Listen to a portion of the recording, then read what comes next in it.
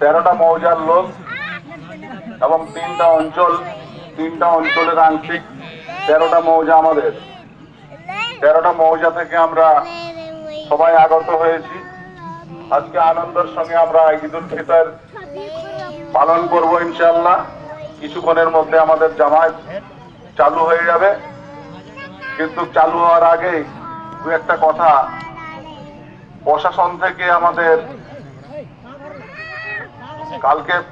কালকে ওসি সাহেব নিজে এসেছিলেন, আমাদের ঈদগাহ পরিদর্শন করতে নিজে এসেছিলেন। কালকে না, পরশুদিন এসেছিলেন, ঈদগাহ দেখে গেলেন, আমার সঙ্গে কথাও বললেন।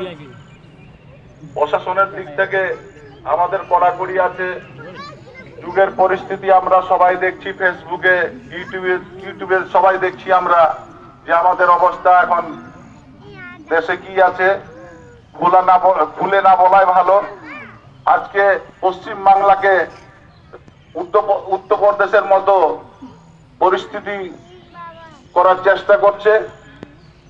কালকে যে ভাষণ দিয়েছে মথাবাড়িতে আমাদের বিজেপির সভাপতি, যে একটা সময় আসবে 26-এর পরে উত্তরপ্রদেশে যে মুসলমানরা হিন্দুর মিছিলকে ফুল দিয়ে যেরকম স্বাগত করছে বা বাতাসা খাওয়াচ্ছে, পশ্চিমবাংলার মুসলমানকে আমরা এই অবস্থা করব। এর মানেটা কি হচ্ছে আপনারা সবাই জানেন।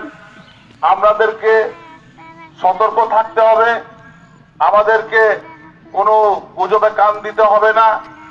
আমাদের ছেলে পেলে যারা আছে এই কয়েকটা দিন অন্তপক্ষে সতর্ক থাকুন। 6 তারিখে ওদের রামনবমী আছে, ওরা হুমকি দিচ্ছে। রামনবমীতে ওদের একটা পরিকল্পনা আছে।